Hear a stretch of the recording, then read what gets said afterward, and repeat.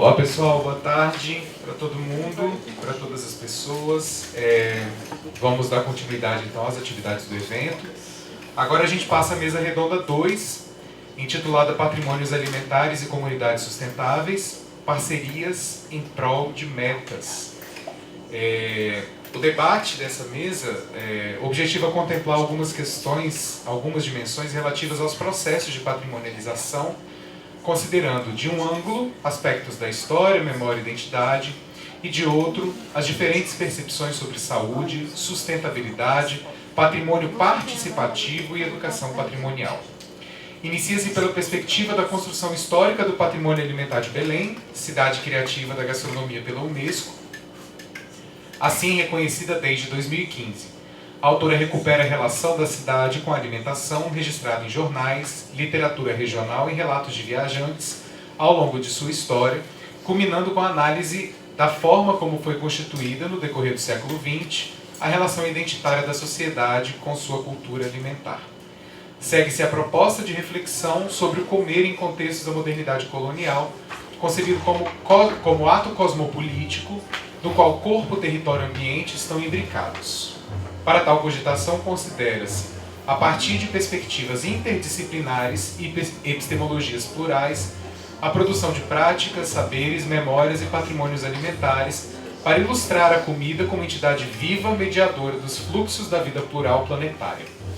As convenções da Unesco sobre políticas culturais têm balizado práticas e ações nessa esfera em âmbito mundial, repercutindo, nas últimas décadas, em proposições de reconhecimento das diferenças e possibilidades de que novos sujeitos se articulem e reivindiquem identificação e registro de patrimônios.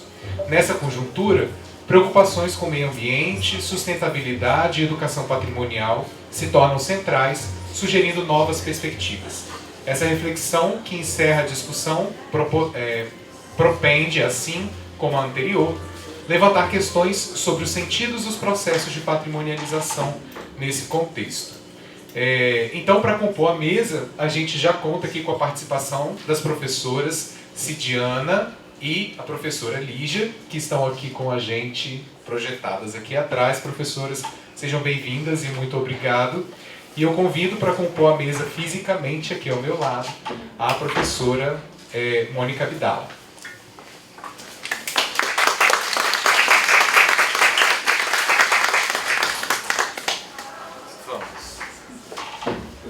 Eu indiquei um lugar aqui na frente pra gente, porque a gente fica sentadinho de uma vez.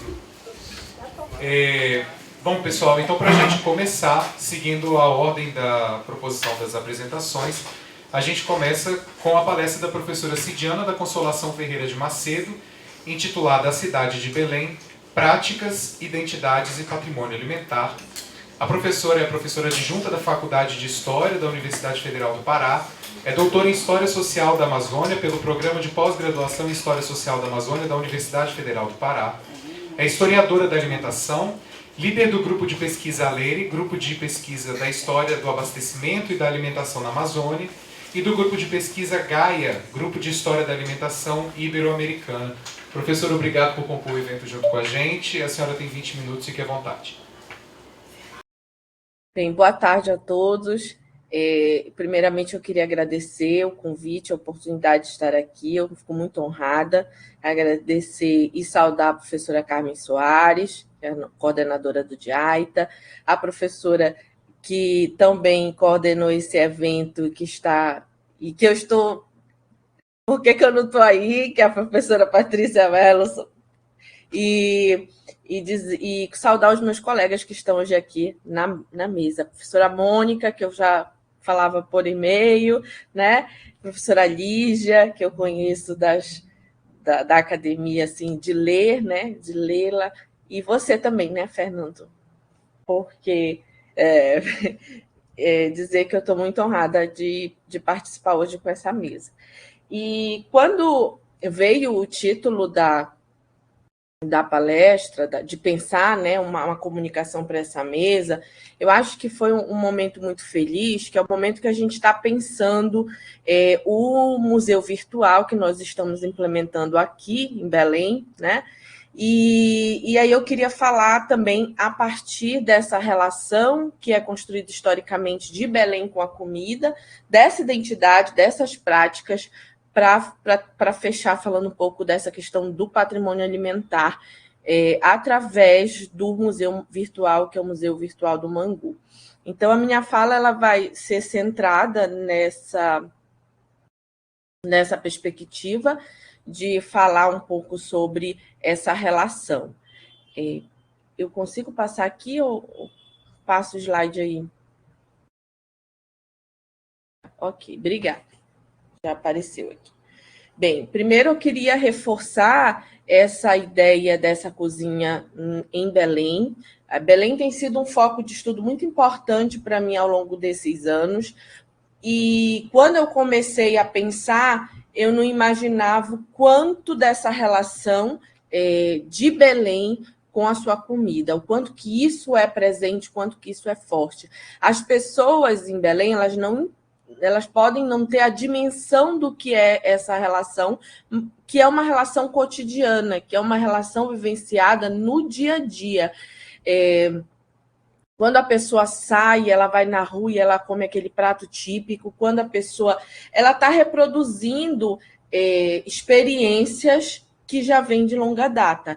Então, pensar, mas que também, e esse é um ponto que eu acho importante de salientar, historicamente, Belém desponta como uma das cidades que mantém essas relações com a sua ancestralidade de uma maneira muito forte na contemporaneidade. Então, uma estrutura alimentar que se baseia nesses elos com o passado. E não é só esses elos na escolha dessa comida, é como ela é feita, é como ela é produzida, né? Existe toda uma cadeia que é muito importante nesse sentido, que é a cadeia de abastecimento também para cá, para a cidade de Belém. E é muito interessante também observar que muitas dessas relações elas vão se reproduzindo ao longo do Brasil. E pensar também que é uma região que tem essa ancestralidade muito forte, mas que, ao longo da sua existência, né, enquanto história, ela consegue fazer trocas, ela consegue estabelecer essas mestiçagens alimentares no sentido dessas influências que são também tão importantes. Então, a gente chega nessa relação. Então, é uma comida que tem origem nessa ancestralidade e é interessante porque alguns pratos, eles mantêm essa origem muito forte no preparo da técnica, no preparo do consumo, no preparo de como eles são feitos. Então, tem essa relação, mas é uma relação que se constrói, alimentar a partir dessa relação com o território. Então, Belém tem muito claramente essa relação com o território, com esses hábitos alimentares que se desenvolve a partir da relação de sustentabilidade e no sentido de perceber que essa natureza ela também entra nesse cardápio. Então, não só no período colonial, né? Muitos dessas relações com esse alimento, eles chegam até o século XX, por exemplo, né? São hábitos alimentares que chegam e numa perspectiva muito forte, o consumo do açaí, das frutas regionais, da farinha, dos derivados da mandioca, que são tão importantes para cada uma das famílias que até hoje fazem, em grande medida, o consumo desses alimentos. E eu digo de maneira cotidiana porque é muito difícil você chegar na casa de um belenense, de um paraense, e você não vê lá o pote de farinha, você não vê lá ali para o consumo diário. Então, são práticas que se mantêm dentro dessa perspectiva. É, portanto, uma alimentação que vem dessa identidade, uma identidade que é pensada pelos modernistas a partir dos anos 20, mas que se só vai ter uma consolidação a partir dos anos 80. Então, é uma identidade alimentar com a comida típica e que é muito forte, pratos como a maniçoba, o tacacá, mas não só eles, o consumo dos peixes de diversas formas, não só o pirarucu, por exemplo, que é um dos mais conhecidos até internacionalmente, mas a piramutaba, o tambaqui e tantos outros que fazem parte desse meio. E de uma identidade que vai ser formada a partir dessa relação historicamente construída entre técnicas, entre o cultivo para o consumo. É uma identidade alimentar que ela começa desde do plantio, né? Então, essa é uma característica que eu acho muito importante e muito singular daqui da região, porque é uma identidade que começa desde o plantio, desde a linguagem, porque essa alimentação ela está inserida na nossa linguagem, na nossa forma de falar, então ela permite muitas leituras importantes nesse sentido. E criou-se, a partir dos anos 80, uma identidade muito forte. Então, as pessoas, e eu acho que hoje, nos últimos anos, isso tem se intensificado, de uma maneira geral, entre a própria população também. Então, é uma identidade que vai desde o plantado, colhido, beneficiamento, até essa comercialização. Tudo isso, historicamente, é muito importante para a cidade de Belém e para o Pará como um todo, né? Falando de Estado mesmo. Mas é uma alimentação também que a gente pode observar que sempre esteve assentada nessa ancestralidade com influências externas muito significativas. E essas influências, no caso de Belém, se fazem muito a partir de Portugal, né? Por conta do próprio processo também experimentado de colonização, mas também porque aqui era um espaço que, desde o século XIX, aportava muitos portugueses. Então, eu trago aqui um anúncio até só para a gente ter uma ideia do que era essa alimentação, que é uma alimentação oferecida e que é muito característica da cidade de Belém, que a cidade de Belém ela é uma cidade comercial da comida muito forte, dos lugares de comer.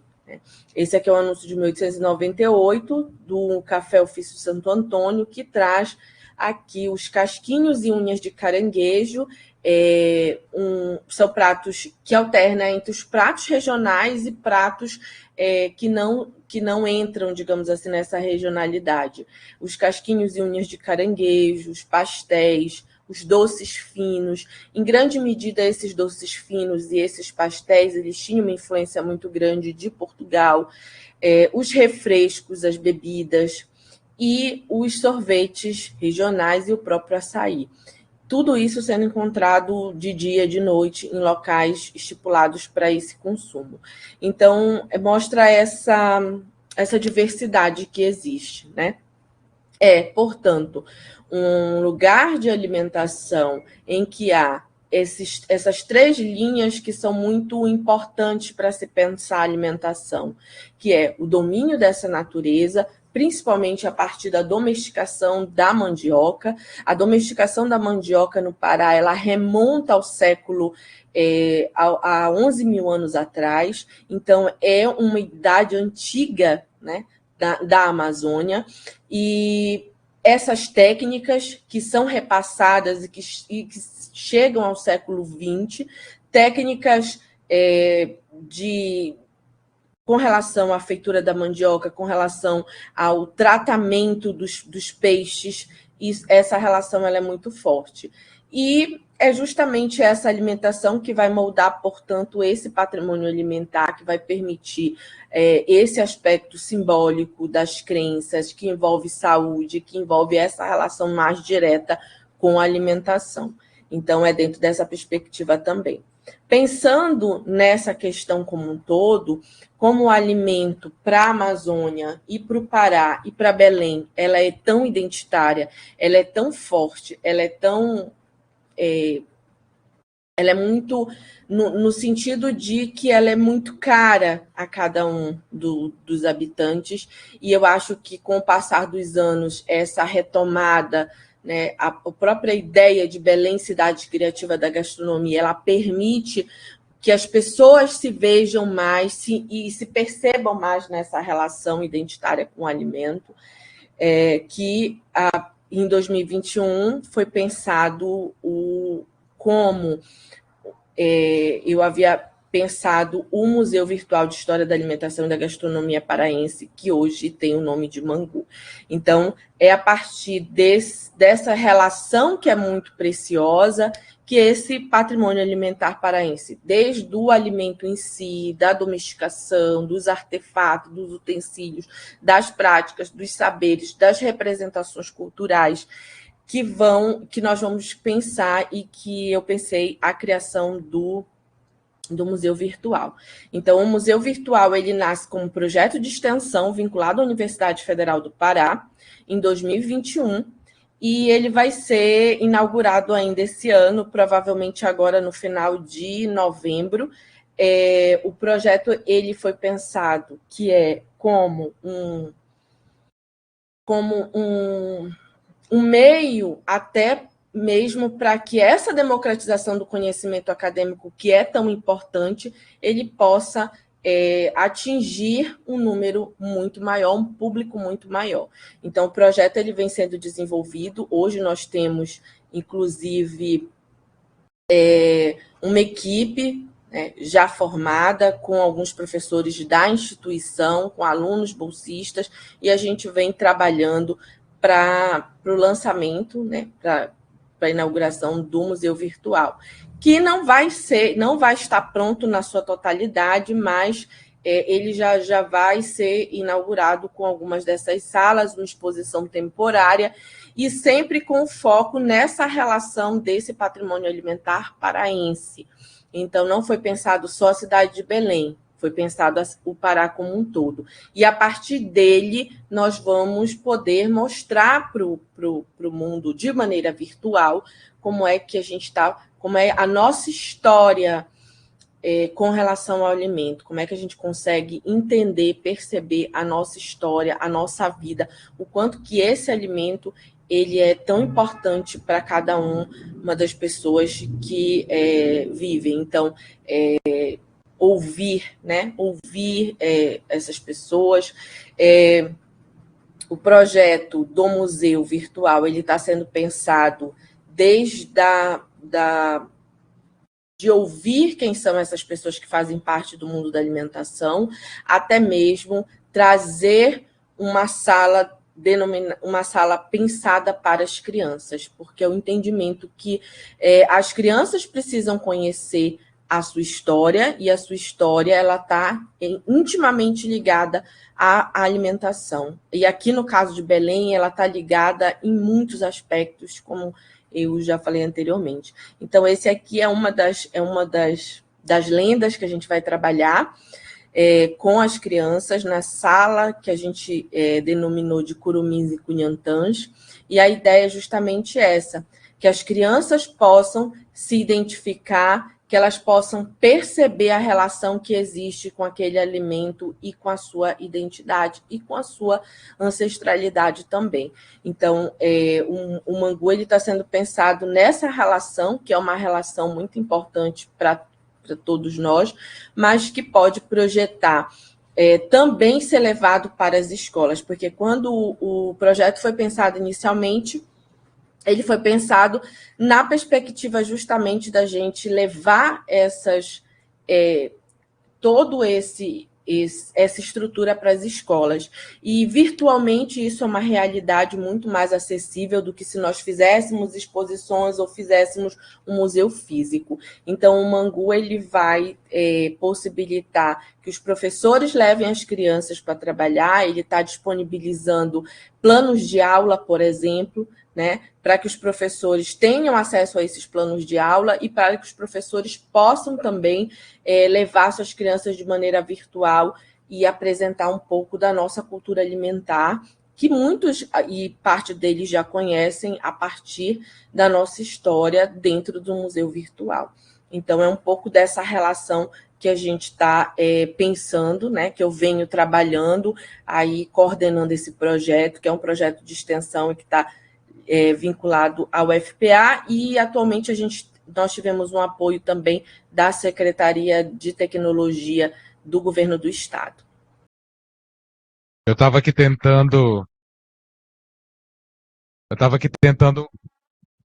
do meio de avisá-la que faltava 5 minutos, e aí eu achei prudente fazer assim, mas não foi uma boa escolha, eu acho. Mas de qualquer forma, obrigado pela partilha, pelo compartilhamento do tema, né? Um museu pensando alimentação, ainda mais em caráter virtual. A gente está falando de acesso, a gente está falando de partilha, a gente está falando de potenciais utilizações, isso, né? Na educação básica, em tantos espaços. Então, enfim, acho que é uma apresentação muito bacana para a gente poder puxar algumas questões mais à frente. Mais uma vez, muito obrigado, professora Cidiana. Seguindo então as nossas apresentações, agora nós vamos ouvir a professora Lígia Amparo com a palestra Concebendo o Comer como Ato Cosmopolítico na Trama das Práticas, Saberes, Memórias e Patrimônios Alimentares, tecendo novas notas reflexivas. A professora Lígia é professora titular da Escola de Nutrição da Universidade Federal da Bahia, com formação de nutricionista e educação física. Tem o seu mestrado na Medical Education University of Dundee, gastei meu inglês de 1 ano aqui agora, na Escócia em 98, e o doutorado em Ciências Sociais com concentração em Antropologia pela PUC São Paulo. Atua nas linhas de alimentação, cultura e saúde, educação alimentar e nutricional, trabalhando os seguintes temas: corpo, obesidade e saúde, antropologia da alimentação, antropologia do corpo, alimentação e cultura, alimentação escolar e alimentação saudável, dentre outros. Vislumbra como atual tema de interesse as epistemologias do campo da alimentação e nutrição, coordena o Núcleo de Estudos e Pesquisas em Alimentação e Cultura, o NEPAC, desde 2006, e é uma das coordenadoras da Rede NAUS, Rede Ibero-Americana de Pesquisa Qualitativa em Alimentação e Saúde. Professora Lígia, muito bom revê-la. Seja muito bem-vinda. 20 minutos para a sua exposição. Muito obrigado, Fernando. Bom, boa tarde a todas, a todos e a todes. Eu gostaria inicialmente de agradecer imensamente o convite, ainda que eu esteja lamentando profundamente não estar aí com vocês presencialmente. E para esse novo, vou participar desse 9º colóquio do DIAITA, e eu agradeço a comissão organizadora, especialmente na pessoa da professora Patrícia Mello, e também a coordenação do DIAITA, na pessoa da professora Carmen Soares, e, evidentemente, ao conjunto de professoras, professores, estudantes, técnicos, a instituição da UFES e outras organizações parceiras que fizeram acontecer esse simpósio. Sabemos o quanto que é árdua e dura essa tarefa de organizar eventos dessa natureza e traz com um tema tão instigante como planetas comestíveis e mesas multiculturais. O título da minha palestra está muito... Foi até difícil escutar agora, e eu tenho certeza e antecipo para não frustrar quem está na escuta que eu não alcançarei nenhuma metade em relação a isso, mas eu prometo compartilhar com vocês algumas reflexões desse lugar, né, de onde eu parto, que Fernando já trouxe como nutricionista, antropóloga, nutripóloga. Creio que a professora Maria Eunice Maciel esteja aí presente, foi a primeira vez que eu escutei essa palavra, foi dita por ela, e que eu tenho triado todo o meu percurso de trabalho. Eu antecipo dizendo que eu não sou, a priori, uma estudiosa de patrimônios alimentares. Eu tenho como preocupação inicial, eu iniciei todo o meu processo preocupada muito mais com a dieta e a relação entre o comer e a comida e o corpo, mediado pelos discursos do saudável. Ou seja, o que passa, o que sentimos e o que pensamos quando comemos. Então, essa perspectiva do plantar, comer e nutrir como modos de produção da vida é uma tríade que me instigou desde os princípios e que me levou aos temas das culturas alimentares e, por seu turno, os patrimônios alimentares também. A pergunta nesse campo, que sempre me instigou há mais ou menos uma década e meia, é como têm se conformado os diálogos e tensões entre os discursos e práticas em torno da promoção da alimentação saudável e em torno da preservação dos patrimônios alimentares. Eu venho discutindo isso com bastante tempo e, evidentemente, que não foi um tema que emergiu da minha cabeça, foi um tema que ele foi muito contextualizado em um momento histórico muito particular do Brasil, no qual as discussões em torno tanto dos patrimônios alimentares como da luta pela garantia da segurança alimentar e nutricional sofreram avanços políticos consideráveis a partir dos anos 2000, e colocando em confronto essas duas temáticas que promoveram tanto alianças como tensões e diálogos e conflitos. De um lado, eu vou trazer alguns elementos que, para o público que está aí presente, já é por demais conhecido, né?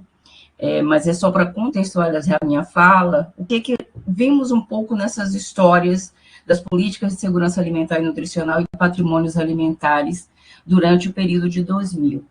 A jovem história das políticas voltadas para os patrimônios culturais e imateriais no Brasil, no qual os patrimônios alimentares se reconhecem, elas representam um ato de resistência.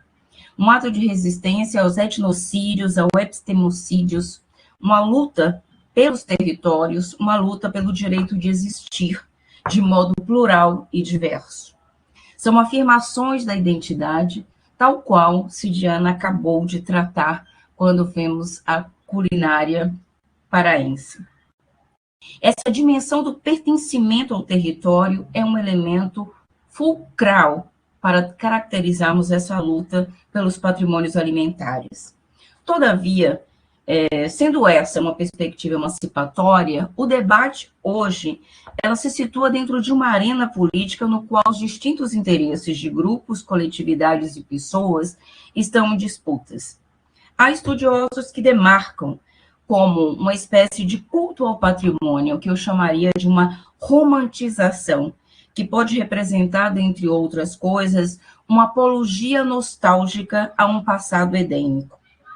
O perigo de tal entendimento reside na possibilidade de ofuscarmos um debate crítico do quanto as medidas, algumas medidas em torno das políticas de patrimônio, parecem atender muito mais os interesses econômicos e até interesses institucionais, e com eles também mediados pelos interesses do campo da saúde, do que efetivamente o interesse das comunidades que produzem estas práticas, culturas, saberes e fazeres. Nisso, nós temos a vertente do turismo cultural como um agente fundamental nesse debate, e, com ele, temos aí o turismo gastronômico. Todos esses elementos podem representar estratégias de apropriação cultural que se faz presente. Ou seja, romantiza-se, então, a partir dessa perspectiva, táticas sagazes de capturas de ícones de uma cultura local que, potencialmente, ela pode ser narrada como o autêntico, o original, o legítimo, o típico, o único, dentre outros atributos que podem performar a possibilidade de um patrimônio a ser vendido para os consumidores de cultura. E isso corre o risco de apartar-se de quem ancestralmente desenvolve os saberes e fazeres no seu cotidiano ordinário, envolvendo e produzindo cultura. Essas rupturas, elas parecem estrategicamente importantes, a ruptura com os pertencimentos coletivos, como uma maneira de abrir portas para a dissolução da cultura, para o individualismo e para o consumo em massa. Do mesmo modo conjugado, o saudável, nesse mesmo período, também passa por enfrentamentos importantes com a instituição das políticas de segurança alimentar e nutricional. A versão brasileira do conceito de segurança alimentar e nutricional presente na Lausanne que é um resultante de lutas políticas de minorias que estiveram nas arenas políticas legitimadas nesse período, ao lado da garantia do acesso regular permanente de alimentos de qualidade e quantidades suficientes, foi possível garantir, dentro desse conceito, a máxima do respeito ao direito cultural, que sejam ambiental, cultural, economicamente, socialmente sustentáveis. Um dos lemas bastante repetidos, pelo menos no âmbito dos estudos que desenvolvemos nas escolas, seria o respeito aos hábitos alimentares regionais. Nesses estudos, a gente complementaria essa frase que representa as tensões e conflitos nesse diálogo difícil com o saudável. Respeito aos hábitos alimentares, desde que seja aprovado pelo crivo do saudável, seja numa ordem nutricional ou seja na sua ordem sanitária. Não tardou a eclodir tensões em torno da hegemonia do discurso do saudável, que mostra a sua face monoepistêmica, colonizadora e até racista, que parecia muito mais exercer uma condescendência de quem está em uma situação confortável de poder, do que a abertura de um diálogo mais horizontal para coexistências de distintos saberes. Nós temos uma sorte de experiências a contar, como o próprio acarajé, que foi o primeiro saber fazer que foi patrimonializado no Brasil, o queijo coalho e os seus confrontos com as normas sanitárias.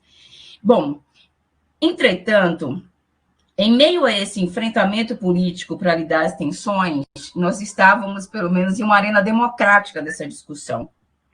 E, em 2016, temos rupturas importantes com o golpe que sofremos a nível, né, o recrudescimento das políticas neoliberais na sua versão de extrema-direita, e que isso nos trouxe uma série de questões de retrocessos dos nossos direitos, extinção do Ministério da Cultura, do CONSEA, retrocessos dos direitos trabalhistas, do direito à alimentação, mas, por outro lado, também, essas investidas genocidas e epistemicidas, elas também foram marcadas com muitas resistências.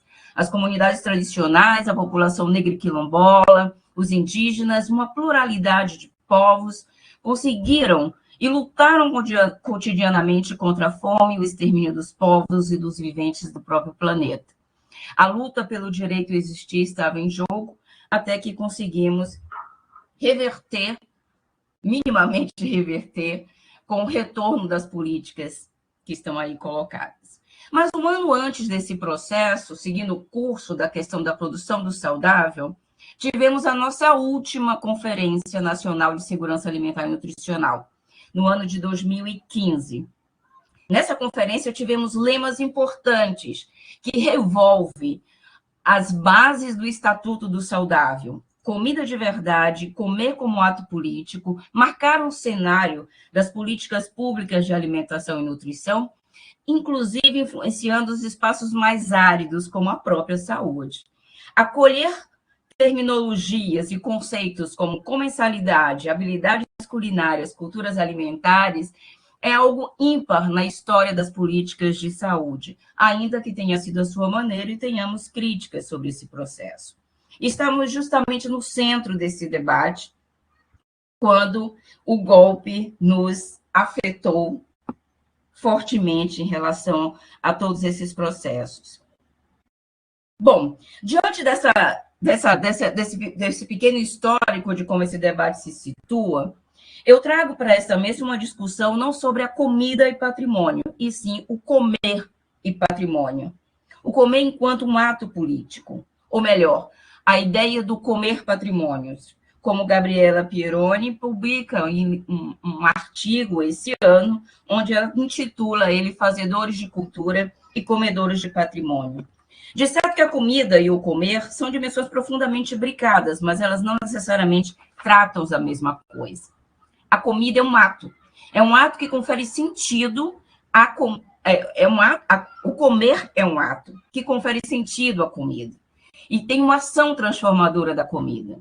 É um ato que é tão banal e tão complexo que revela uma pluralidade de sentidos de diferentes ordens a um só tempo. Chama atenção a um só tempo porque eu tenho evitado a nossa frase emblemática de que comer vai além do biológico. Comer vai além do biológico se, por um lado, traz o sentido de uma expansão de horizontes para pensar o comer, por outro, preserva o apriorismo do biológico. Partimos do biológico para discutir outras dimensões.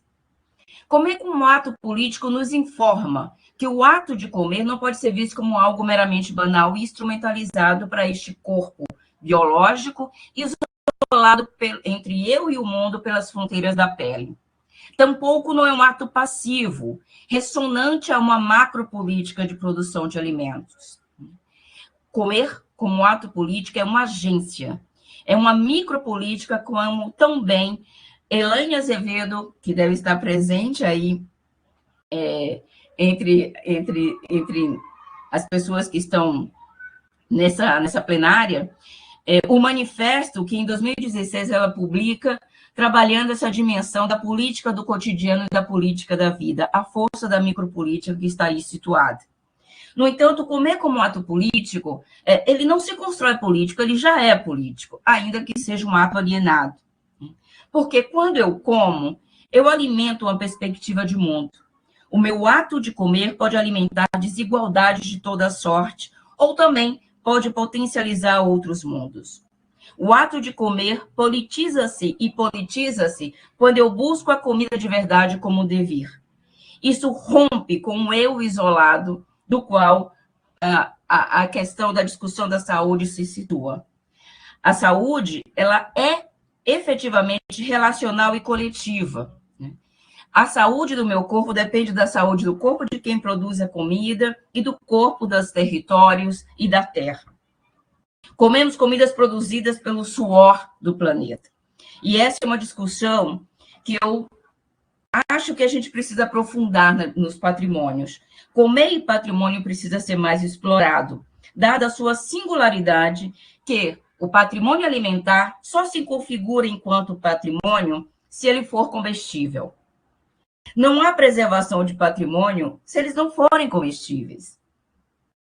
Isso provoca o próprio sentido da palavra preservação. Quando a ideia do senso comum da palavra preservação nos traz uma dimensão de conservação de algo de uma forma original, nos ofertando assim, 5 minutos, ok? Nos ofertando uma perspectiva. Me desconcertei toda agora, Fernanda. Me desconcertei. Eu vou tentar responder esses 5 minutos. Bom, a ideia de preservação nos dá uma ideia de conservação de algo original numa dimensão estática. Nós estamos falando da comida enquanto uma materialidade viva, no qual o ato de comer a desintegra. A comida se transubstancializa para fazer parte de quem come, que é este corpo-território. É interessante, preservar a comida, para preservar um patrimônio alimentar, é necessário desintegrá-lo continuadamente. É assim que a preservação da sua existência se faz e se refaz no mundo da vida, que está em constante movimento e transformação. Abertos e inacabados, os patrimônios alimentares se tornam algo profundamente desafiador para ser enquadrado pelos ritos e processos institucionais, que creio que Mônica irá tratar mais sobre isso, com o risco de encapsulá-lo, ou seja, um ato de patrimonialização, a depender de como podemos desenvolvê-lo, ele pode enterrar vivo um patrimônio. E aqui eu trago uma pergunta que nos interessa nessa interlocução. A quem interessa o patrimônio? A quem interessa a patrimonialização? Ou a que patrimonialização nos interessa? E, considerando que está delegado a manutenção de uma categoria viva, é importante refletir quem come o patrimônio, se essa categoria do comer é fundamental para a sua existência. Acho que eu não tenho mais tempo, mas eu vou pelo menos tratar. Queria tratar duas dimensões, eu vou tratar aquela mais que eu considero mais crítica. O patrimônio alimentar, quando ele é relacionado inteiramente aos interesses do mercado, eu quero deixar claro que não é uma contraposição ao mercado, mas a modalidade de mercado que nós trabalhamos transforma este patrimônio em um objeto de consumo, apelando mercadologicamente para a memória, território, filiando-se a um movimento de um turismo gastronômico. Esse turismo, essa gastronomização elitizada do patrimônio transforma as práticas do comer como um ato turístico, um ato que pode ser efêmero, um ato desprovido de copertencimento e compartilhamento. O comer nessa categoria, poderíamos dizer que é uma experiência vendida, comercializada, que pode ser fugaz e excludente a possibilidade de comer daqueles que produziram aquele patrimônio. Não faltam exemplos que caracterizem essa possibilidade. E a outra, eu tenho algum minuto ainda? 2 minutos. A outra seria contrapor essa lógica do turismo predatório, que muitas vezes nos traz uma ideia de disputas internas e até de loteamento de culturas compartilhadas. Eu vou até brincar que eu estou falando com o Espírito Santo e eu da Bahia. Não é qual que é a verdadeira moqueca? Qual que é a verdadeira feijoada? A quem interessa esse debate, né? Isso reafirma que patrimonializar não se trata de caracterizar comidas típicas, pratos típicos ou variedades agrícolas. São os modos de fazeres e práticas que podem coexistir. É o direito a comer o patrimônio que está em jogo nesse fluxo da vida. Nas linhas finais, eu queria trazer algumas notas sobre o comer como ato político, que é um movimento... Desculpa, Lígia, perdão te atrapalhar, é porque depois que você falou da moqueca baiana e capixaba, houve uma mistura de forças no universo e você parou de emitir som aqui pra gente. Eu acho que a internet é capixaba. E aí fizeram essa brincadeira. Se você puder voltar só nesse finalzinho, que foi a hora que a gente parou de te ouvir, e aí a gente voltou a te ouvir agora. Acho que foi uma revolta sobre a muqueca, mas você ganhou mais 2 minutos por isso. Não, mas me escuta agora? Vou querer um ponto. Sim, agora sim. Agora a gente escuta bem. A intenção para provocar a revolta é a gente requalificar esse debate, que podemos coexistir as pluralidades de outras muquecas que desconhecemos nesse país, assim como os beijus e várias outras possibilidades. Eu estava marcando aqui escapar dessa artimanha de uma valorização de mercado na promoção do turismo para pensarmos em outras perspectivas. E eu estava fechando, se me permite, não sei se eu recuperei os meus 2 minutos depois que o som acabou. O texto que Gabriela Pieroni publicou, ela marca o registro do sistema agrícola tradicional do Rio Negro em 2009 como algo que inaugura a inclusão das práticas agrícolas. Aonde isso para e das mãos de quem isso para. Essa aliança dos patrimônios alimentares com as expressões da biodiversidade biocultural cresce no planeta e nos conflitos, e isso nos leva a essa reflexão que eu penso que deixarei para outra oportunidade sobre o comer como ato político. 2 coisas que eu marcaria. Repensar o comer como ato cosmopolítico significa ressituar o humano em sua relação com o planeta. Estou me referindo aqui ao descentramento do humano na era do antropoceno. A professora Mônica é titular do Instituto de Ciências Sociais da Universidade Federal de Uberlândia, mestre e doutora em Sociologia, tem experiências na área de Sociologia, com ênfase em Sociologia da Alimentação e Sociologia da Cultura, Afinal de contas, quem nos credenciou para essa excepcionalidade perante as outras formas de sociabilidade, cultura isso reverte muitas discussões, inclusive identidade regional e de sistemas gênero. alimentares, É membro do Conselho que Editorial são do centrados no humano, para pensar em outras livro perspectivas Receitas mediadoras de da vida. Mineridade. Não penso que haja outro caminho a este momento para pensarmos o saudável, a relação com o patrimônio, se não garantirmos o direito ao comer patrimônio daqueles que produzem o patrimônio. Eu acho que esse debate que envolve Estado, mercado e comunidades tradicionais implica em outras estratégias para recuperar ou reafirmar o que mobilizou a nossa luta pela conquista dos patrimônios alimentares e os seus registros. Comer, identidade, saúde, direito, patrimônio se transforma aqui em um direito inviolável. Muito obrigada e desculpa aí o se me excedi no tempo.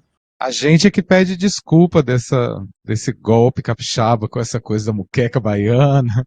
Não, foi a internet capixaba que ela continuou falando. Nesses aspectos de disputa de elementos, né, Lígia, que você traz na sua fala, eu acho que essa pergunta de a quem interessa o patrimônio e pensar que patrimônio é esse, quando a gente pensa em mecanismos, em políticas públicas,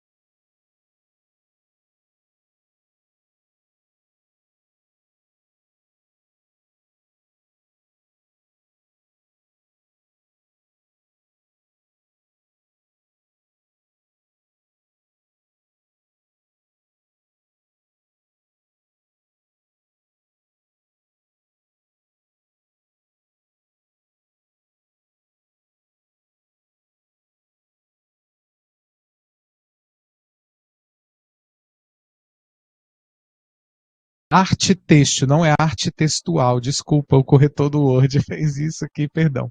Então, professora Mônica, muito obrigado. A senhora tem 20 minutos e aqui eu vou mostrar a plaquinha, tá bom? Eu que agradeço, é muito honroso, prazeroso, saboroso estar aqui com vocês. Agradeço imensamente o convite, a Carmen, a Patrícia, a toda a comissão organizadora. Agradeço também a essa universidade, né, que nos apoia com o evento.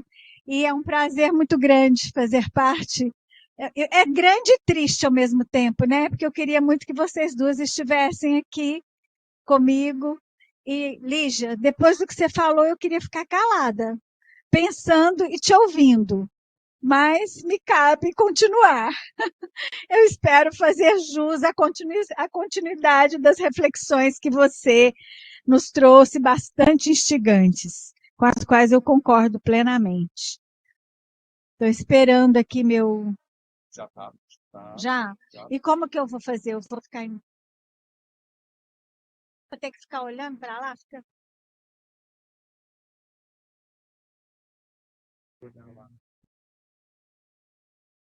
Sentada? Ou em pé? Porque eu não sei se eu vou conseguir passar, ler. É.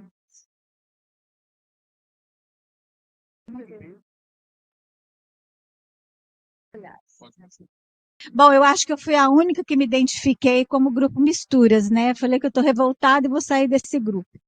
Mas também, como Lígia, né, faz parte da rede Pensan, e esse pertencimento à rede acaba provocando, né, Lígia, essas reflexões todas sobre o patrimônio de uma outra forma, né? As questões que eu coloco estão intimamente inspiradas por reflexões recentes sobre a relação intrínseca entre espaço, cultura e poder, que nos conduz a interrogações sobre o reconhecimento de patrimônio no bojo dessas relações. Trata-se de compreender a complexidade das relações sociais, políticas e culturais considerando a diversidade de agentes, as subjetividades, as políticas e ações, de modo a questionar e problematizar a patrimonialização em suas diferentes dimensões. Eu aqui não vou esgotar todas as dimensões, é claro, nesse tempo que me cabe, né, eu vou acabar concentrando em apenas algumas delas. E claro, né, no turismo, vou passar muito brevemente, mas não daria para não deixar, para não falar, né? As convenções da Unesco, que tem nos inspirado nas últimas décadas sobre políticas culturais, tem balizado práticas e ações nessa esfera em âmbito mundial, repercutindo nos países membros que as assinam em proposições de reconhecimento das diferenças e possibilidade de que novos sujeitos se articulem e reivindiquem identificação e registro de patrimônios. Nessa conjuntura, preocupações com meio ambiente, sustentabilidade, educação patrimonial, né, se tornam centrais, sugerindo novas perspectivas. Esta reflexão pretende levantar questões sobre os sentidos do processo de patrimonialização nesse contexto.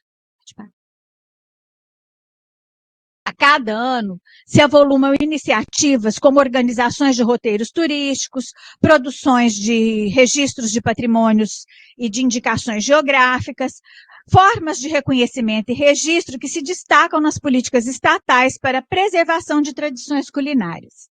O registro de patrimônio material por institutos históricos e artísticos estaduais e pelo Instituto Histórico e Artístico Nacional são exemplos desses processos. A questão relativa às políticas de preservação e divulgação de patrimônios, vista a partir de um de seus ângulos, apresenta um foco no turismo, como instrumento para a manutenção de experiências e saberes.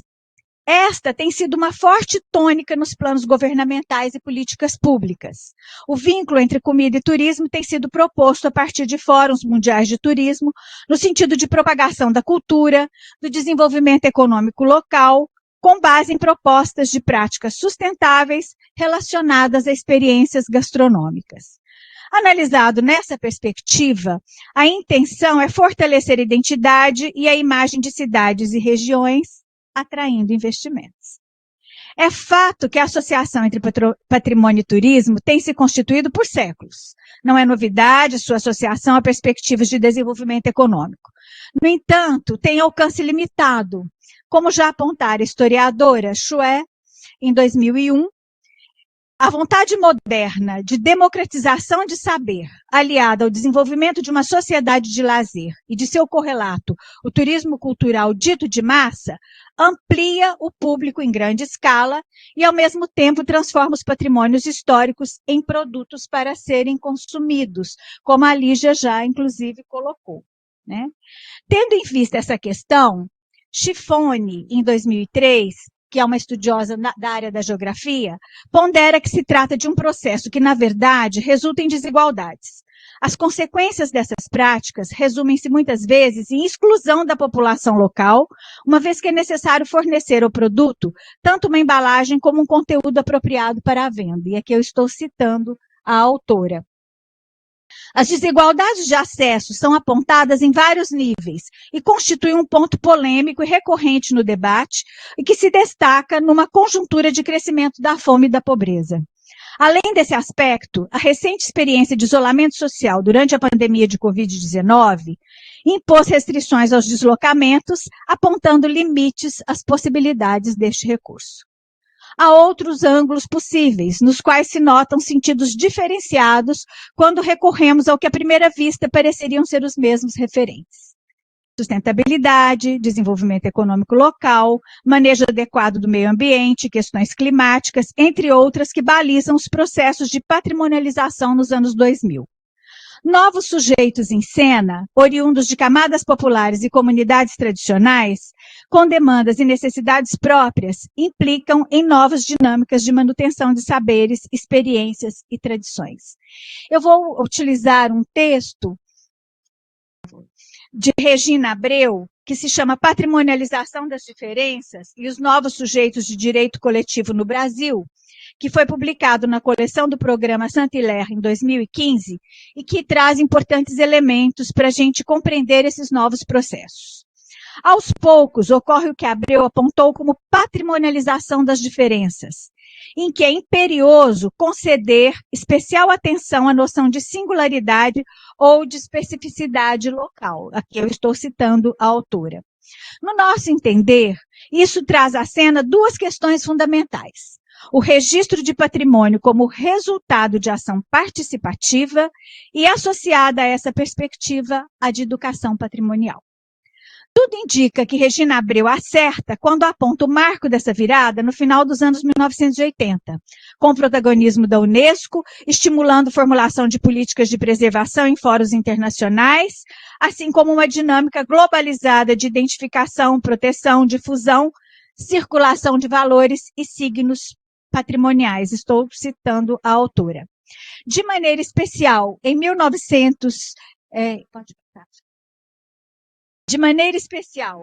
1989, momento em que a Unesco lança a Recomendação de Salvaguarda das Culturas Tradicionais e Populares. É importante considerar que as condições sociais, políticas e mesmo que podemos entender como viradas epistemológicas nesse período, propiciaram a formulação dessas novas políticas para patrimonialização e formulação de planos de salvaguarda.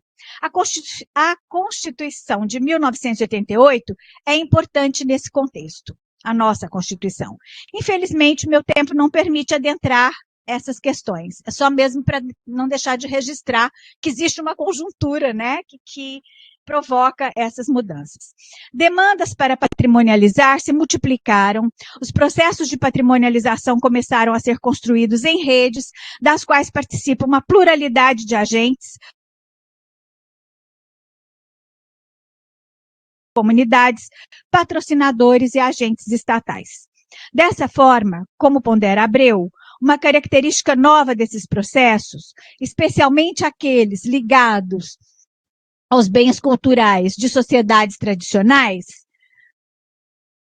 é que os grupos sociais ligados a estes bens é que devem demandar a patrimonialização ou, pelo menos, endossar a demanda da patrimonialização.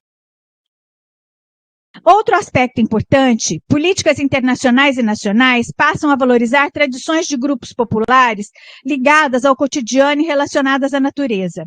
Desse modo, processos de patrimonialização deixaram de contemplar quase que exclusivamente construções do passado para focalizar em manifestações culturais vivas e pulsantes, como festas, rituais, saberes, conhecimentos tradicionais. Aqui também eu estou citando Abreu. No bojo desse diálogo de comunidades tradicionais com a lógica da patrimonialização e seus diferentes agentes, manifestações culturais reproduzidas ao longo de séculos ganham novos sentidos, novas percepções. Por outro lado, um aspecto que se destaca é que as estratégias patrimoniais possibilitam articular projetos políticos e sociais, assim como novas formas de apropriação das políticas de memória e patrimônio associadas a lutas por direitos e cidadania, o que Lígia também citou quando ela fala das importantes lutas por territórios. Nesse sentido, Abreu afirma que, como ocorreu com o conceito de cultura, o tema do patrimônio encarna um novo papel como argumento político. A recomendação sobre salvaguarda da cultura tradicional e popular se desdobrou posteriormente na Declaração Universal da Unesco sobre Diversidade Cultural de 2001 e na Convenção para a Salvaguarda do Patrimônio Cultural e Material de 2003. Na ordem do dia, como coloca Abreu, uma nova diretriz, a identificação, salvaguarda, conservação, difusão e proteção da cultura tradicional e popular por meio de registros, inventários, suporte econômico, introdução de seu conhecimento no sistema educativo, e isso tem me chamado bastante atenção e é o que eu vou focar. Documentação e proteção à propriedade intelectual dos grupos detentores de conhecimentos tradicionais. Essa convenção visa estimular que os Estados-membros da Unesco desenvolvam mecanismos para patrimonializar a cultura tradicional e popular. Eu não tenho como definir aqui o que eles estão entendendo por cultura tradicional e popular. entendendo-as como propiciadoras de um estilo de desenvolvimento com sustentabilidade e com diversidade cultural. Enfim, são inúmeros os aspectos apontados nas várias convenções da Unesco e nas várias iniciativas nacionais ao longo dos anos 2000. Nota-se, com base nessas propostas, como base dessas propostas, e que está bem formulada no Mondiacult 2022, que é a Conferência, né, Mundial da Unesco sobre Políticas Culturais e Desenvolvimento Sustentável, e aqui eu estou citando a própria Mondiacult, o compromisso de proteger e promover a diversidade cultural como fundamento da identidade dos povos, princípio fundador de todas as convenções, recomendações e declarações da Unesco no campo da cultura, inseparável do respeito à dignidade humana, a todos os direitos humanos, consubstanciada no patrimônio cultural. Essa conferência reforça a perspectiva de ampliar os conhecimentos sobre cultura e patrimônio, de modo a contribuir para a melhoria da qualidade da educação, das condições de vida, inclusive no sentido de participação social e cidadania. E no que se refere à educação, recomenda-se que o acesso à informação e à alfabetização digital são elementos importantes a serem considerados. Eu quero focar em um ponto de maneira especial, que é relativo às proposições que concernem a educação, particularmente a educação patrimonial. Devo ao pesquisador Emanuel Bastos, estudioso da temática do patrimônio na Universidade Federal da Bahia, e a ele agradeço, ter me apresentado o material que vou mencionar. No Brasil, essa tem sido uma preocupação efetivada, essa questão da educação patrimonial, tem sido uma preocupação efetivada por experiências desenvolvidas desde o início da década de 2010, que resultou em um novo instrumento construído pelo IPHAN em 2016, o Manual de Aplicação para Educação Patrimonial Inventários Participativos, ou INRC Participativo, desenvolvido a partir do Inventário Nacional de Referências Culturais e reformulado com base em uma experiência que foi de parceria com a Educação Patrimonial do Programa Mais Educação da Secretaria de Educação Básica do MEC. Trata-se de uma publicação de livre acesso, destinada ao público em geral, podendo ser utilizada sem necessidade de licença, autorização ou cessão de direitos. Me lembra muito, nossa senhora, eu não dou conta, 5 minutos, me lembra muito o que a Carmen, né, nos apresentou hoje de manhã, essa perspectiva da educação patrimonial participativa, né, que é a professora Carmen. No Manual de Orientações do IRNC Participativo, o IPHAN esclarece que esses inventários não têm a pretensão de servir de instrumento de reconhecimento oficial de patrimônio, substituindo as atuais ferramentas utilizadas. O objetivo, né, é fomentar no leitor a discussão sobre patrimônio cultural, assim como estimular que a própria comunidade busque identificar e valorizar suas referências culturais. Nessa perspectiva, considera a comunidade como protagonista para inventariar, descrever, classificar e definir o que lhe discerne e lhe afeta como patrimônio, numa construção dialógica do conhecimento acerca de seu patrimônio cultural. Com base nessa metodologia participativa, as comunidades que reivindicam reconhecimento formam seus próprios pesquisadores, construindo a compreensão de sua história e cultura e conciliando a produção de conhecimento com processos em educação patrimonial, mobilização e participação social. Como a professora Carmen havia apontado, estão formando pesquisadores, né? Pessoas que são capazes de fazer as suas próprias entrevistas, o seu próprio reconhecimento. Me lembrou muito a sua apresentação, né? 2 experiências recentes, nesse sentido, no estado do Ceará, são os inventários da cultura alimentar de Tremembé da Barra do Mundaú e o dos Tabajara do Sertão dos Inhamuns, no estado do Ceará, como eu já falei, né? Exemplos na promoção de reconhecimento e fortalecimento da identidade cultural e territorial dos grupos. Os planos de ação resultantes da experiência possibilitaram a manutenção de práticas culturais relacionadas aos alimentos e o fortalecimento de soberania e segurança alimentar e nutricional. Eu estou concluindo, tá? É só mesmo dar crédito, por favor.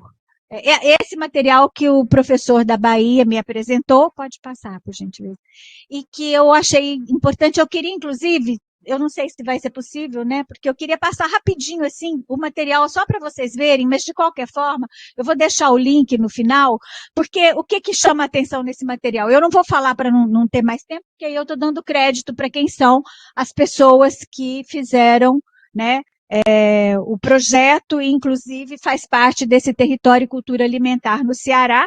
Eu vou deixar só como slide para não me alongar mais. Pode passar, por favor. Essa publicação faz parte dos materiais de gestão do conhecimento do projeto Território e Cultura Alimentar, né, como vocês viram, e outras instituições que exerceram que executaram, desculpem, o projeto, né? Os diagnósticos foram realizados sobre o território, os recursos naturais e a cultura alimentar do povo tabajara do sertão, de Inhamuns e do povo Tremembé, né? O planejamento visa obter um panorama sobre os elementos que hoje potencializam e limitam a salvaguarda da cultura alimentar e dos recursos naturais das aldeias, e, ao mesmo tempo, busca subsidiar a comunidade para que tenha autonomia, para que possa replicar e aprimorar a metodologia, quando necessário atualizar e refletir sobre o planejamento, né? E é interessante destacar que foi uma iniciativa de jovens, né? E esse projeto está sendo feito por jovens, principalmente por jovens e mulheres da comunidade, está envolvendo a escola, e eu queria muito, pode passar, por gentileza. Eu não sei, Patrícia, você não conseguiu, né, jogar para eu passar. É porque está em PDF, eu não consegui jogar no meu... ficou muito pesado, então, mas onde que está? Passa mais um pouquinho, por gentileza. Aqui, ó, está nesse link aí, tá? Experiências do projeto, porque ali tem os planos de ação. O que me chama a atenção nesses planos de ação? Não se toca na palavra turismo. Por quê? Porque são os próprios, professora Mônica, a própria comunidade planejando as ações para salvaguarda do seu patrimônio. Então, ali você vai ter preocupação com preservação de sementes, com condições de plantio das sementes crioulas e reprodução da sua cultura, reflorestamento, cuidado com as águas, formação dos jovens, né? Então você tem ações efetivas, né? Fortes, bem planejadas, numa metodologia bem planejada. Eu realmente gostaria de passar rapidinho, assim não foi possível, porque ficou pesado, mas é um trabalho belíssimo, né? Que envolve a comunidade, que envolve os jovens, que envolve essa possibilidade, então, de efetivamente construírem a sua própria perspectiva de patrimonialização e seu projeto de salvaguarda. Enfim, se posteriormente eles entenderem que o turismo é necessário, é importante, eles vão propor. Como o Ivan já colocou hoje aqui, eu acho que isso, a fala do Ivan me inspirou muito para entender essa própria experiência, mas o que eu quero dizer é que, quando estamos falando em sustentabilidade e patrimônio, são sentidos diferentes que estão em jogo.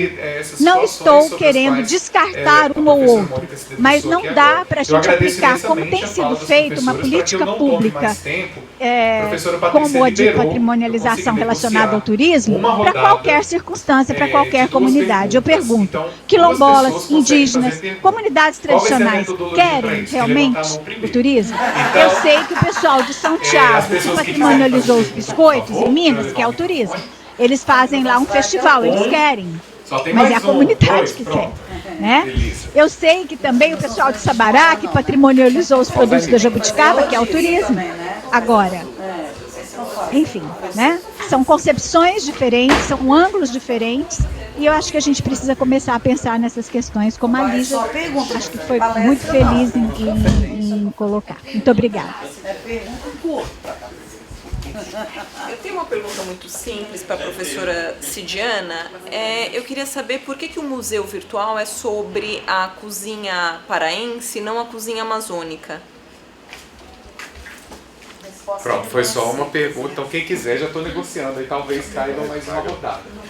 Eu também vou tentar ser sucinto, primeiramente agradecer, né, a mesa fantástica, que colocou para a gente reflexões muito importantes. E quando eu trabalhei com o processo, né, de registro do mote de fazer queijo artesanal de Minas Gerais, do IFAM, em 2005, eu fui expulso do escritório do IFAM de Belo Horizonte, me pediram para mudar de escritório porque eu questionei tanto o processo que eles disseram: contratamos uma pessoa para fazer o dossiê de registro que só nos traz problemas. Um dos problemas, eu acho que todas vocês, Mônica, Lígia e Cidiana, tocaram, é algo que o José Reginaldo Gonçalves também já trabalha, né? Que é essa autoconsciência das pessoas que produzem, que constroem o patrimônio, na compreensão do próprio patrimônio. Elas têm a consciência de que constroem cultura que é identitária, que é patrimonial, que é parte do ser, né, dos grupos sociais que elas fazem parte. E isso é importante, eu acho, para a gente refletir nessa mesa, né, essa autoconsciência. Então, mesmo que eu considere justa e a justeza, né, da gente dizer para quem é o patrimônio, né, a quem interessa o patrimônio, é a gente considerar que há uma autoconsciência, mesmo que não use a palavra patrimônio, há uma autoconsciência de construção de algo importantíssimo e patrimonial em todo cidadão que se envolve na cultura. Obrigado, professor José Newton. Então, seguindo a ordem das apresentações, professora Cidiana, por favor, fique à vontade.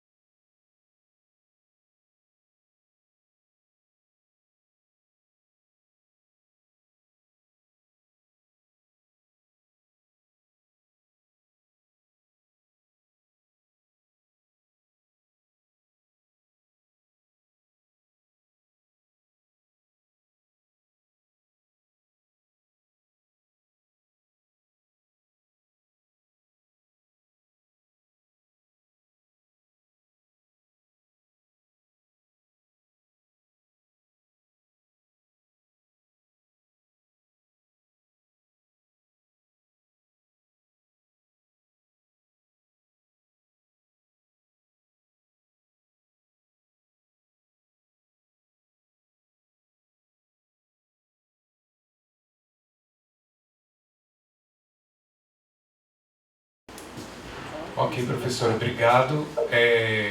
Professora Lígia. Oi, tá ouvindo, Fernando? Sim, a gente está te ouvindo bem. Desculpa, eu acho que... não sei se ela falou o nome dela, mas... Tânia. Tânia. Oi, Tânia, tudo bem? A questão de por que não é a Amazônia, né?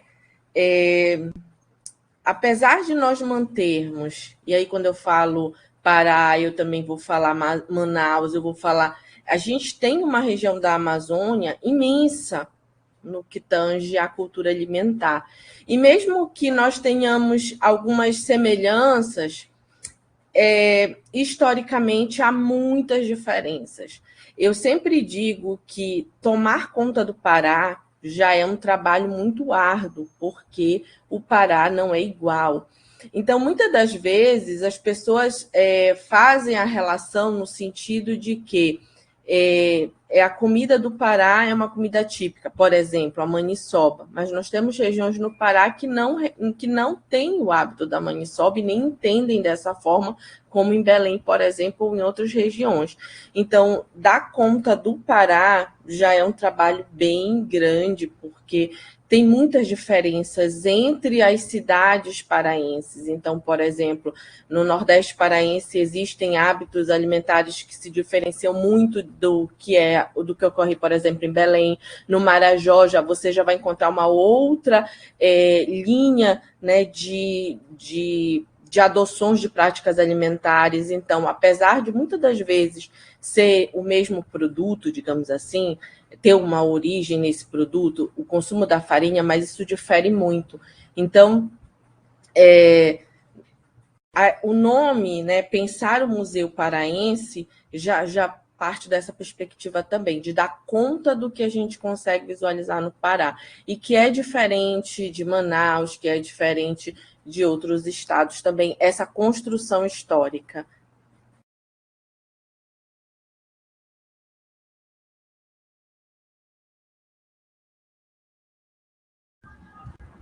Ok, bom, obrigada pelos comentários, e foi muito importante ter escutado todas na mesa. Eu acho que comungamos dessa ideia fundamental de quem decide sobre os processos de patrimonialização, obrigada, quem é que deve tomar essa decisão, e o professor que comentou sobre a questão da autoconsciência do próprio patrimônio. Eu acho que isso é um tema importante, e eu fiquei refletindo como a ideia da patrimonialização, talvez o que mais interesse são os processos, e ele por si só pode ser construído com metodologias como os inventários participativos, que Mônica se referiu, por si só como um processo educativo, para ser trabalhado a autoconsciência ou qualquer outra terminologia que confira um certo empoderamento das pessoas em relação a isso. Eu recordo que eu desenvolvi uma pesquisa com as baianas de Acarajé, uns 2 ou 3 anos depois do registro, e a narrativa delas é que nada mudou em sua vida. É isso mesmo, dos Oiê. Nada mudou. Né? E a Dominique não fez nenhum sentido.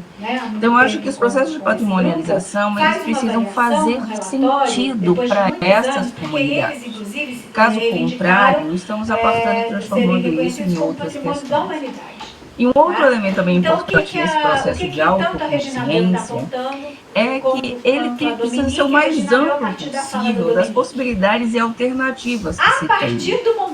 Não cabe também, no meu ponto de vista, uma educação patrimonial que ela seja muito mais doutrinária para que esses povos passem a vender os seus espaços, porque a única alternativa seria a economia de mercado neoliberal. Eu quero insistir que eu não quero ser contra, não é possível a gente ser contra o mercado. Mas como que a gente pode regular de uma maneira, e essas decisões que são tomadas, elas tenham clareza dentro de um leque de possibilidades com a qual as comunidades podem trabalhar, e que é consequência de cada uma decisão. Eu acho que tem um árduo trabalho para ser feito nesse período aí que esse futuro vindouro que não sabemos o que será. Isso foi um mecanismo, foi uma forma de acionar uma recuperação do diálogo entre jovens e anciãos, e de recuperar saberes ancestrais, e os jovens se encarregarem, se engajarem na reprodução desse saber. Então, o patrimônio ali foi alguma coisa que incitou, né? Como diz ali, para que serve? Serviu, né? Talvez não tenha trazido mesmo um retorno econômico, mas trouxe um retorno político, né? De reavivar das experiências e dos saberes da comunidade. E das relações, né, geracionais, que, para a Dominique, que estava avaliando como antropóloga, ela acha que isso é mais importante do que qualquer outra coisa, né?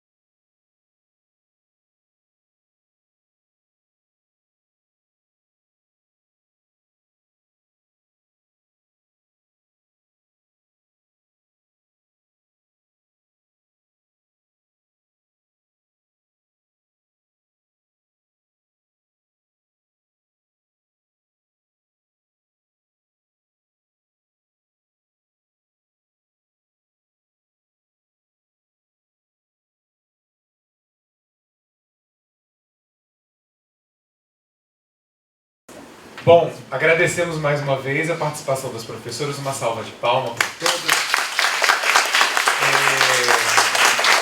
Pessoal, então a gente não acabou as atividades do dia ainda, aqui fora a gente vai ter agora uma apresentação cultural, mas é a nossa última atividade. A gente se encontra amanhã às 9 horas, aqui nesse mesmo auditório. E só eu não ia falar não, mas eu vou aproveitar. Só um debate sobre essa questão do patrimônio. Existe um filme chamado Acará, A-K-A-R-A, no Amazon Prime, em que a presidente da Associação das Baianas de Acarajé, ela está dizendo que agora o IFAM briga com ela quando ela vai fazer algumas coisas. É uma coisa interessante para pensar salvaguarda. Era só isso. Obrigado, gente. Professoras, muito obrigada, tá? Mais uma vez. Foi ótimo ouvi-las. Pena não estar com vocês aqui. Um grande beijo. Enfim, pessoal, quem está online, queria agradecer a presença de vocês que assistiram até agora. Tivemos uns problemas técnicos com a transmissão, mas já está resolvido. Amanhã as coisas vão fluir com mais tranquilidade. Queria avisar que amanhã nós teremos simpósios online. E que os simpósios online vão acontecer. Enfim, eu acho que a diferença é justamente essa, quer dizer, além da autoconsciência, a questão das escolhas que as comunidades vão fazer, né, para enfim, a salvaguarda, seja ela reconhecida pelo IFAM ou não, porque o INRC participativo não é um instrumento, né, oficial, mas eles, nessas duas comunidades que eu citei para vocês, é fantástica a organização deles, né, as proposições, olha, o que tem que fazer, quem tem que agir, qual é o agente externo que tem que ser mobilizado, está tudo detalhado, eles têm um planejamento de ação. E isso é fundamental para a autonomia, para garantia da sustentabilidade, dos conhecimentos, da estrutura tradicional. Por meio da Secretaria de Educação, enfim, eu acho que é por aí, enviou uma banda escolar, tá? Que é um projeto que é feito em todas as escolas do Espírito Santo, enfim, de musicalização, para fazer uma pequena apresentação na finalização do dia de hoje, tá? E amanhã, quando vocês chegarem, tem um pequeno brinde para cada um, que é um café filtrado, numa cafeteria que fica aqui na frente, que é a CAFA, que é de um ex-aluno muito querido, enfim, e que é uma referência em cafés especiais, e tem para todo mundo, acredito eu, tá? Em homenagem, tá? Ok? Para vocês não ficarem bravos, tá? Amanhã às 9, tá, gente? Mas vamos ali na tenda prestigiar, por favor. Obrigada por hoje, viu? Boa noite a todos. Tchau, gente. Boa noite. Eu tenho que dar tchau aqui, eu esqueço. Obrigada, Leonardo. Obrigada pela transmissão.